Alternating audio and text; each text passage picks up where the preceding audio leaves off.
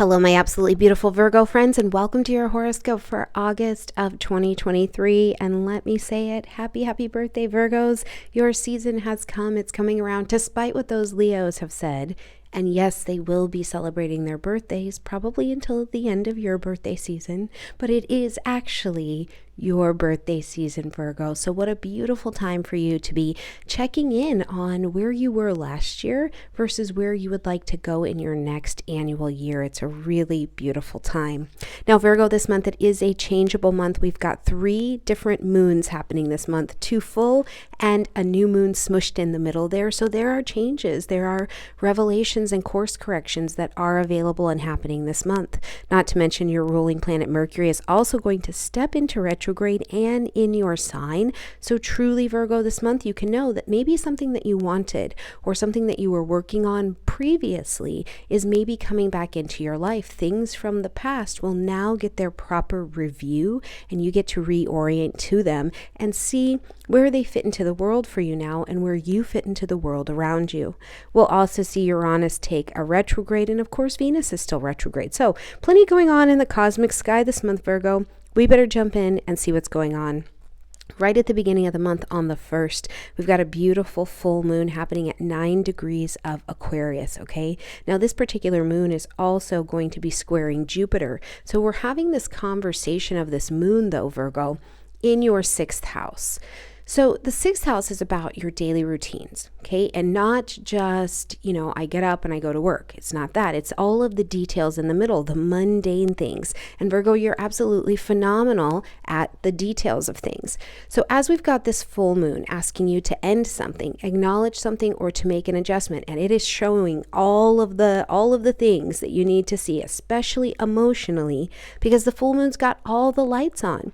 You're having an opportunity here to have a bit of a revelation or see what needs to be ended, acknowledged, or adjusted in your daily routines because it just hasn't been making sense. So sometimes we can think about this on a practical level. In your daily routine, have you recently left a group of friends, or have you recently left an organization, or you left something that you were doing, or you are leaving it, and this will leave your daily routine in a little bit of disarray because you've been used to doing or going to that job or doing this thing over here, and now you're going to start to do something different. It doesn't mean full chaos or panic or anything like that, but it certainly is an opportunity for you to relook at how you are functioning in your daily world. I also want you to consider here, Virgo, where you are taking care of yourself in terms of your health and your wellness, and this includes mental health and wellness. The ruling planet, one of the ruling planets of this particular Aquarius energy, is already retrograde. So Saturn is retrograde in the energy of Pisces at this particular time. So it's over in your relationships, in your daily routines. What's going on in your relationships? Now, the other ruling planet, Uranus, is going to go retrograde at the end of the month in your 9th house. So there may be an expansion or a going back to, or maybe you take on a course of study or something like that that expands you out into even a different group of people who become a part of your daily routine, a different organization. And some of that will require probably you going back to something you were working on before and now being prepared to course correct it and take it forward. On the 3rd, we're going to see Mercury, your ruling planet, step into its pre-retrograde shadow energy at 8 degrees of Virgo. Now, this retrograde cycle is really going to start from the 3rd of August and go all the way until September 30th. So at 8 degrees on the 3rd, what we see is Mercury starting to slow down and bring you information about where you're going to go and what you need to review in this retrograde cycle. So locate that 8 degrees of Virgo on your particular chart and see exactly where it is for you. We'll also watch the degrees go from 21 degrees of Virgo to 8. That's the retrograde degrees we're dealing with, okay? On the 16th, we've got a new moon happening at 23 degrees of Leo. So just here in the 12th house space. Now, the new moon is our time where we're planting our seeds of intention to begin something new. And it doesn't have to be brand new. You can even just be getting a different perspective on it. Now, this is your new moon before birthday time. So really, truly, in your heart of hearts, what are you wanting to begin this year? Now, this lunation, this moon, is also, again, got this Uranian vibration coming to it in square. So we saw at the beginning of the month that we had a Uranian ruled planet opening your eyes, bringing your attention to daily routines. Now we've got this Leo energy, which is your leadership fire, also in square to this Uranian energy, calling your attention to the quiet daily practices that you have in your life. The practices, the beliefs, the attitudes, the things from the past that are actually a part of your own undoing or stopping you from moving forward. So we've got to look at patterns of beliefs and behavior and start to move in a way that is Leo. It asks you to take a bit of pride in how you show up spiritually, how you care for yourself and your life behind the scenes. You know, Virgo, you are so wonderfully good at letting things be the best that they can, but you have to sometimes remember that the best, the most perfect is the enemy of the good. And I know sometimes that saying goes the other way, but sometimes good enough is absolutely perfect. And so these can be these critical Virgo tendencies that we forget to just take pride in what you've created and what the universe is creating through you and just enjoy that, okay? Now, the other portion of the Uranian influence I think we want to pay attention to at this moon is you may be surprised.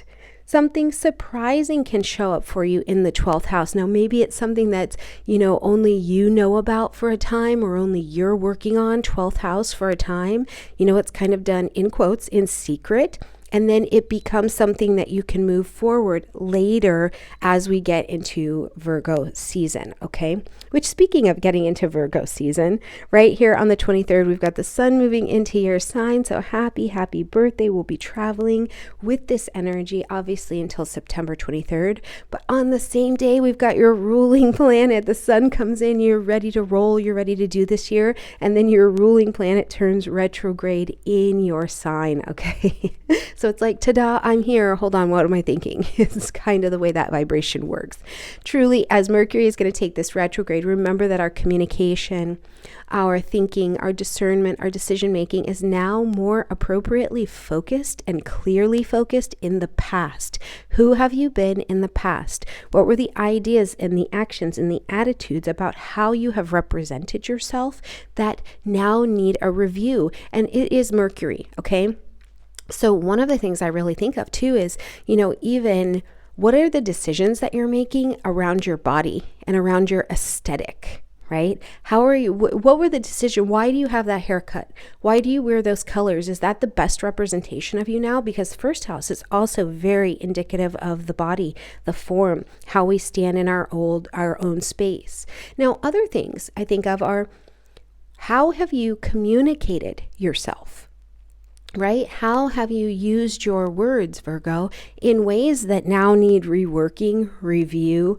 Maybe you need to reunion with someone and sort out a past matter and get the communication back on par. Mercury is Mercury. Venus is also retrograde. So the ability for someone from the past to come back into your life, to have this conversation, to bring the healing, to get it back on track and to move it forward is really, really very available. And I think about situations, Virgo, where it's like, at the time when I said that, shared that thing, made that decision, I was in this mind frame.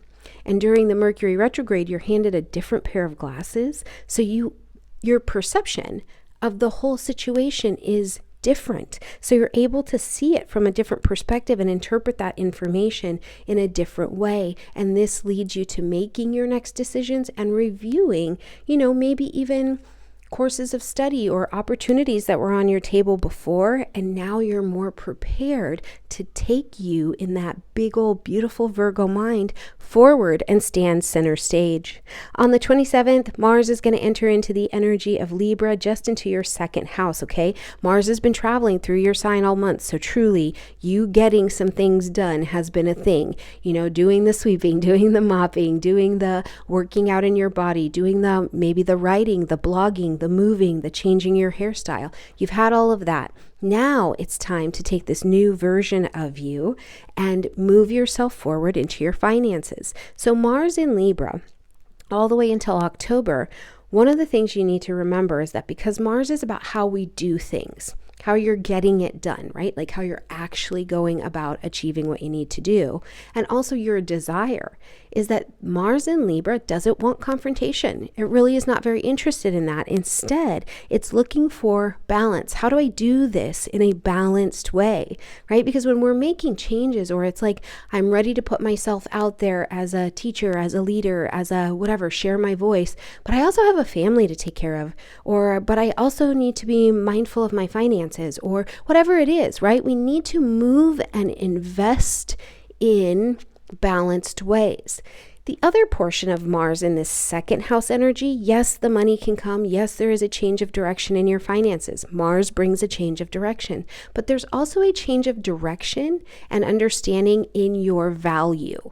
Okay, your self-worth, thus tied to the amount of money, tied to the amount of investment you will make in yourself. Mars course corrects this energy. If you've been a little bit off here, or you haven't really been able to stand in that Mars heat and direct fire about who you are, this energy is a bit more helpful.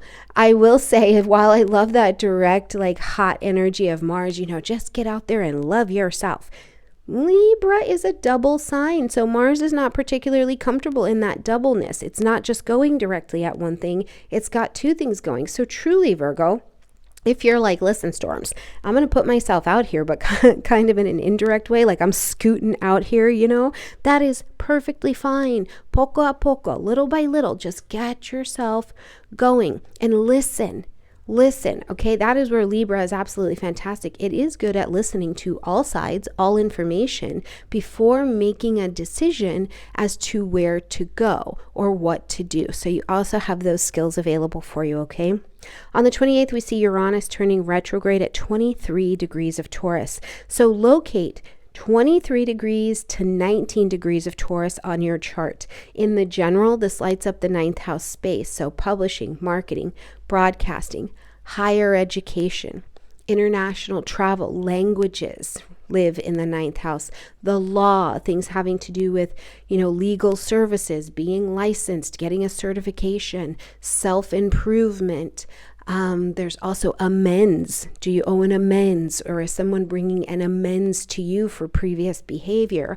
There's a lot that goes into the 9th house, but the other part that I think about it is philosophies and rituals and ideas that have guided your life. They're kind of the philosophies that carry the principles you stand on. So faith, what kind of faith do you have in the world? Are you like, oh, I have plenty of faith, but then you don't take action, right? Because you need faith plus trust. I talk a lot about that on this channel. Faith is I believe in it. Trust is I'm standing out here on what I believe in and letting the faith and letting the universe demonstrate to me that I should have faith in it. Okay, so as Uranus is turning retrograde here, we flash ourselves back to May 12th. This is when Uranus started its retrograde, its pre-retrograde shadow energy at 19 degrees. So go back to May 12th of 2023 in your life. What were you starting to look at and go, wait a minute, this is an old idea.